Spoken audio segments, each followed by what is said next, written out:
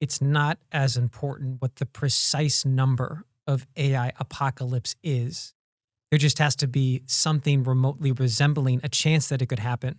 And Yes. because then the human cost of a Skynet Matrix situation is so great, it means that in their expected value calculation, that's a problem that deserves intensive resources to prevent. Yeah, because the expected cost is still non-trivial, because with expected value, you multiply the probability of the event happening times the actual cost of the event happening. The probability is small, but the cost is really big. When you multiply, I'm like, oh, this number is as big as the number we have for, climate change or other things that might be more proximate. And so that's what that community was involved in. Like, yeah, we're just being mathematically precise. We should care about asteroids. We should care about pandemics. We should care about superintelligence, right? But these weren't necessarily computer science types. These weren't people who were really doing a lot of work on artificial intelligence. They were just working on the thought experiment. So this is like Nick Bostrom's book, Superintelligence, comes out of this sort of existential risk, effective altruism community. He's a philosopher at Oxford who started an institute to look at, I think it's literally called like the Existential Risk Institute. And so that whole book is about, here are the thought experiments. If we had a superintelligence that had X, Y, and Z characteristics, here's the type of things that could happen. See, these are all pretty bad. And so we should start thinking about this rare risk as like we do asteroids or like we do, pandemics, right? So there's that community. And we'll get to this in a second, but they got the arrival of LLMs kind of broke their brains in certain ways. But put that aside for now. Then you have the community of like hardcore computer scientists they know the technology well because they're developing it. That's where Jeff Hinton is. So Jeff Hinton is like one of the most famous figures within artificial intelligence. He not only has a Turing Prize, which computer scientists often call like the Nobel Prize of computer science, he now has a Nobel Prize as well. They gave him a Nobel Prize for his work on artificial intelligence. He invented not invented, but sort of popularized and validated the technique that we use to train large language models when doing unsupervised learning. So when you feed it all this text and have it predict gaps in the text and then adjust its weights based on how close it is to the real answer, the core thing that happens in those data centers when you train large language models, that's Jeff Hinton. It's called backpropagation, and it's you do a bunch of derivatives moving back through the layers of the neural network. So he really is. They call him the godfather of AI. He earned it, right? More recently, he has turned over to like a doomer spiel. So he's more like, I want to just be in the media talking about, to the average person, the potential risk of AI. And, he's earned the right to do so. But there's this subtle difference if you really listen to what Hinton is saying versus the people that are coming out of that existential risk community, is that they are now convinced that this is our current technology. It's happening now, that like we're often, they will say, months away from these big changes, where Hinton, if you're very careful, is talking about hypotheticals still. He knows LLMs too well to know that no, LLMs are not going to come alive or recursively self-improve or have consciousness or do, but his argument is, we made a lot of progress on these when we thought we were stuck. So maybe we'll make a bunch of progress on a yet unnamed new technology that can lead to these problems. That's really what Hinton is saying. And I say, fair enough, right? But it's different than I think what a lot of these other people are saying, which is like, no. We are on the trajectory with our existing technology towards something like superintelligence. And they keep saying it's imminent, but the imminent keeps shifting because we get to the imminent and then they have to move it to the next imminent, to the next imminent. I mean, I can't tell you how many times people have come out and been like, OpenAI is months away from takeoff and recursive self-improvement. Well, that was like a year and a half ago. Right? So that keeps happening. The guys who wrote the Project 2027 Doomer document had to come out recently and say, well, all right, this scenario is not going to happen, but it's just good to be talking about it or whatever. But when that thing came out last year, it was no, 2027, humanity, there's like a 50% chance it'll be wiped out. So I think there's two sort of different things going on here. There's the computer scientist having these debates within them. And Hinton, I think, is really just saying something unassailable, which is like, we might invent a new technology that could do this. We should be careful about it. And then you have the existential risk people that have now convinced themselves that LLMs are this technology.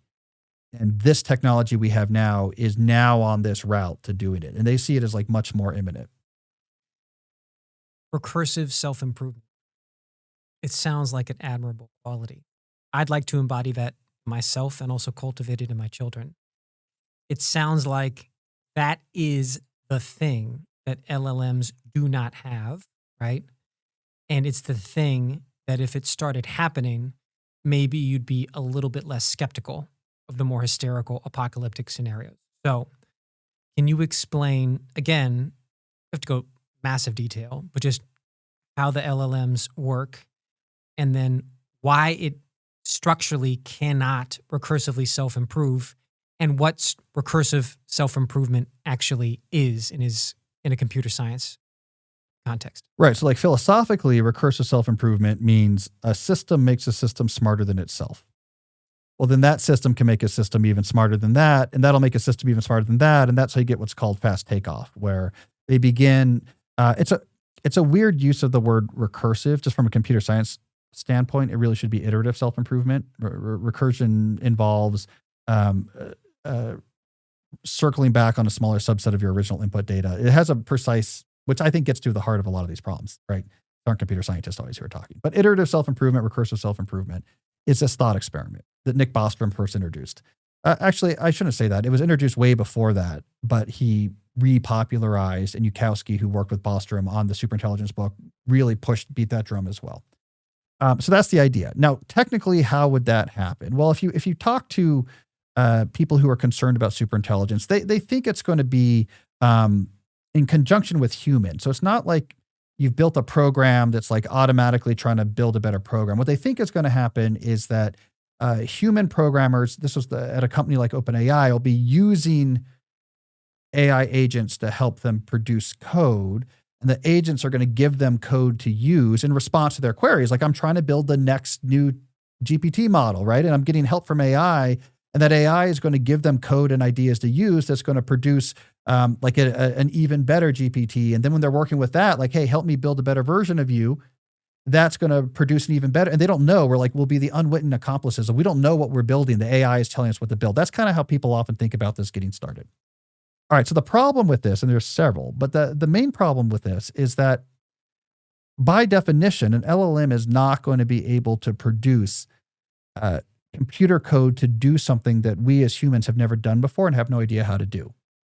That's just not the way LLMs work. They've trained on a lot of existing computer code so that now when you show them partial code, it can extend that code in a way that it predicts is the right way to do it. Because again, an LLM always thinks that you're giving it a real piece of text and is trying to guess what actually goes there. So the LLMs are really limited to the techniques, the ideas, the approaches, the skill that they've seen many, many times in their training. In order to have an LLM able to produce code for a new model of intelligence that's better than any human has thought up of, it would have to have trained on a lot of examples of code that's better than any human has thought up of, but by definition, it doesn't exist. So they can't produce this. The nature of LLMs, the autocomplete nature of LLMs, it can produce stuff that hasn't existed before because it's recombining. But it's not going to have, it can't have these massive conceptual leaps, like have a brand new conception of how to build an artificial intelligence machine. You're not going to encode that in an LLM because it didn't train on that. So there could be little things like no one's written this particular type of code before. But for it to be substantially better than what we can do, that doesn't jive with the way we think about how LLMs work, which is they train on existing stuff and then try to replicate what they've seen. So I'm sure there's plenty of people with genius IQs and enormous amounts of venture capital that at some point, at some level, understand these limitations you're talking about and are deeply ambitious about getting to recursive self-improvement.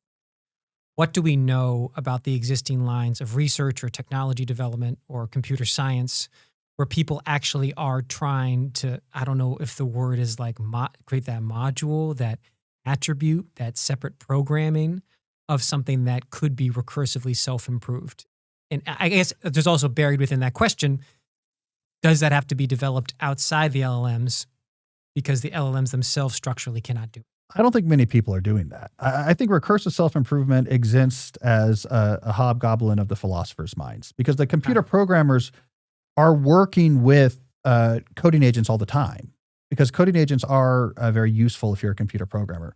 They know what they can and can't do, right? So the programmers who are working on these things, I don't think they're not working on recursive self-improvement. They're working on trying to make money, right? If OpenAI thought recursive self-improvement was possible, they're not going to build Sora. They're not going to put a lot of energy into building deep fake videos of Bob Ross wrestling Abraham Lincoln to try to make like an attention economy play to monetize people's attention. They'd be like, all energy should go on recursive self-improvement so that we can make like a 10th generation, GPT that we can automate all work with like pretty quickly and we can save our company, right? But that's not what they're trying to do.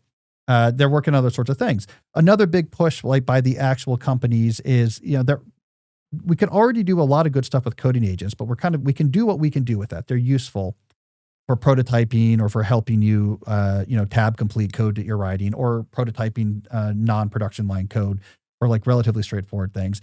So now there's a lot of focus on, all right, how do we build similar agents for other types of work? Like this is what the focus is on. We need to find new applications of AI that creates actual like productive increases for people who are in a job and would therefore pay money for these productive increases. So like coding agents are a big market.